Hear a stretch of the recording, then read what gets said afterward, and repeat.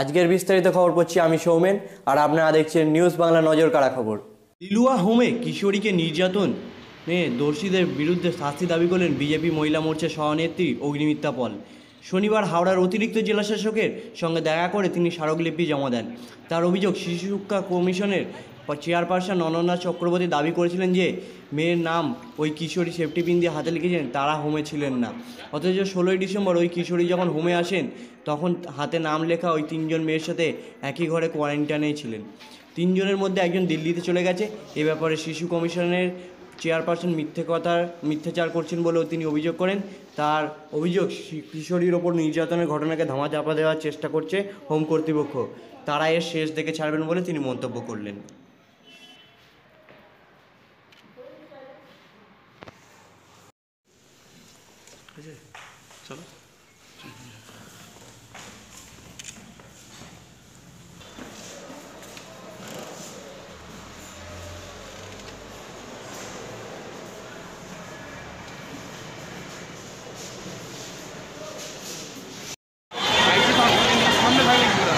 सामने मत रहिए,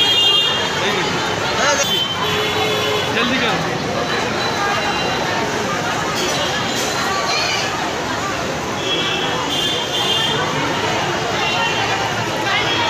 आइए सामने।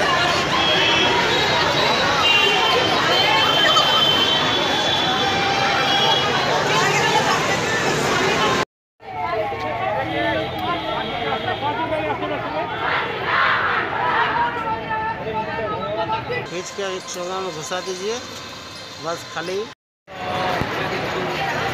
हाँ, एक वीडियो ले लियो जो गिर गया।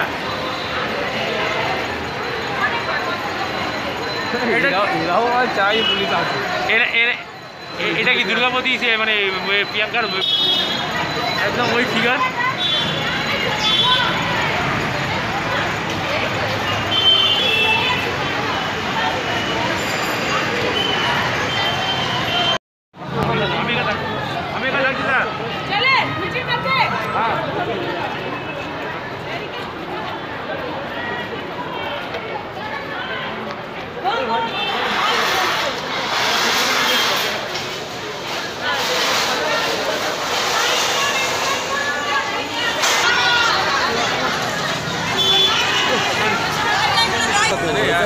मेरा बोलना ठीक है। दुर्गा दीदी के बोलो ना,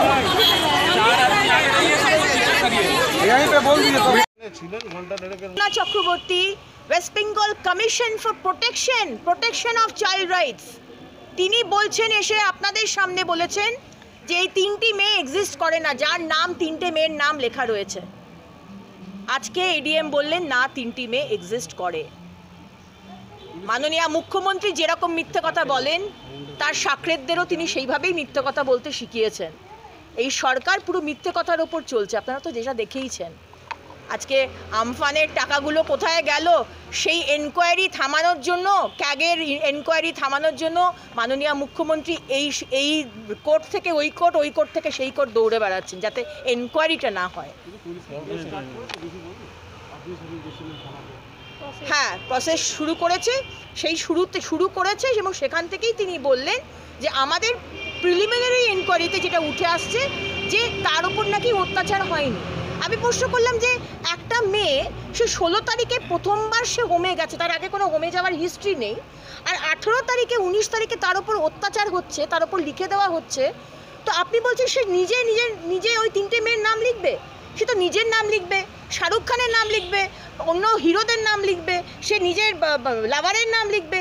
সে ওই 3টে মেয়ের নাম লিখবে কেন, যে 3 দিন হলো তার সাথে ওই একই রুমে রয়েছে, ইনমেট সে? ম্যাডাম কোন হাতে লেখা? তিনি ডান হাতে প্রবাবলি। তাহলে নাবালিকা কি লেফট হ্যান্ডার? এটা কি জানার চেষ্টা করেছেন? না, আমরা সেটা জানার চেষ্টা করিনি। আমি তো সেদিনকে ওর সাথে ছিলাম, কিন্তু ও লেফট হ্যান্ডার না রাইট হ্যান্ডার সেটা আমি জানি না। কিন্তু উনি যে অ্যালিগেশনটা দিলেন যে ওর এইরকম হিস্ট্রি আছে, সেটা আমরা খোঁজ নিয়ে দেখব। আপনারা ডেপুটেশন দিতে এলেন, একটু বিষয়টা নাম বলবেন, আলোচনা হবে। আজকে আমরা এখানে এসেছিলাম এডিএম অফিসে। এখানে যে মেয়েটি যার উপর অত্যাচার হয়েছে লিলুয়া হোমে, 3টি নাবালিকা মেয়ে তার উপর অত্যাচার করেছে, সেফটি পিন দিয়ে হাতে 3 জনের নাম লিখেছিল। সেইটা নিয়ে আমরা এখানে দিয়েছি যে কী করে একটি হোমের মধ্যে এই রকম অত্যাচার চলতে পারে, এবং সেখানকার সুপারভাইজার মেট্রেন তারা কোথায় ছিল? আমি যেটা শুনলাম এখানে যে কোয়ারেন্টাইনে ছিল এবং একটি ঘরের মধ্যে ওই 4 জন ছিল যার ওপর অত্যাচার হয়েছে, এবং ওই 3 জন মেয়ে, ওই 4 জন একটি ঘরেই ছিল। সুতরাং West Bengal commission for protection of child রাইটসের চেয়ারউম্যান অনন্যা চক্রবর্তী সেদিনকে লিলুয়া হোমে গিয়ে যেটা বললেন যে এই 3টে মেয়ে এক্সিস্টই করে না, এটা ডাহা মিথ্যে কথা। ওখানে ওনারা বললেন যে হ্যাঁ ওনারা আছেন, এই 3টি মেয়ে এক্সিস্ট করে, সেটা এডিএম বলছেন এখানে। তার মধ্যে একটি মেয়েকে দিল্লি পাঠিয়ে দেওয়া হয়েছে সেই দিনকে, যেদিনকে যার ওপর অত্যাচার হচ্ছে যেদিনকে বাড়ি ফিরেছে। বাকি 2টো মেয়ে কিন্তু ওখানেই আছে। আমরা বলেছি পুরুলিয়ার যে ঘটনা হচ্ছে, পুরুলিয়ার হোমে রাত্রিবেলাতে মেয়েদেরকে বার করে নিয়ে যাওয়া এবং যৌন শোষণ করা, এইসব হোমেও এখানকার পশ্চিমবঙ্গের এই হাওড়ার হোমেও যে হচ্ছে না তারও কোনো গ্যারেন্টি নেই, এই মুহূর্তে হয়তো হচ্ছে। এবং উনি যেটা বললেন যে ওনারা ইনভেস্টিগেশন করছেন, ওনারা মানতে রাজি নয় যে এটা অত্যাচার হয়েছে। আমি বুঝতে পারলাম না যে কী করে ওনারা মানতে রাজি নয়। একটা মেয়ে কী করে 3টে অন্য মেয়ের নাম কেন নিজের হাতে লিখতে যাবে? ওনারা বলতে চাইছেন যে এই মেয়েটি যার ওপর অত্যাচার হয়েছে তার নাকি হাতে সেফটি পিন দিয়ে লেখার এটা নাকি হ্যাবিট আছে, এর নাকি প্রিভিয়াস হিস্ট্রি আছে। আমি এটা মানতে রাজি নয়, আমি তাও খতিয়ে দেখব।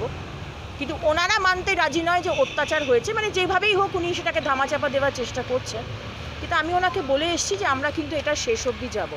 আজকে উত্তরপাড়ার হোমে একটি মেয়ে, সেটাও আমি এখানে লিখেছি চিঠিতে, সে মেয়েটি মারা গেছে, তাকে মর্গে পাঠিয়ে দেওয়া হয়েছে, তারপরে তার বাবা মাকে খোঁজ দেওয়া হচ্ছে। মানে চিন্তা করুন, একটি মেয়ে যে হোমে রয়েছে, হোমটা বলা হয় সিকিওর, আজকে তার বাবা নেই, মা নেই, বা বাবা মা আছে দেখাশোনা করে না, সে হোমে যাচ্ছে, সিকিওর আমরা ভাবছি, কিন্তু সেই হোমে সে মারা যাচ্ছে। সে অসুস্থতাতে মারা গেল নাকি তাকে কেউ মেরে দিল এরকম, না কি হলো কেউ জানে না।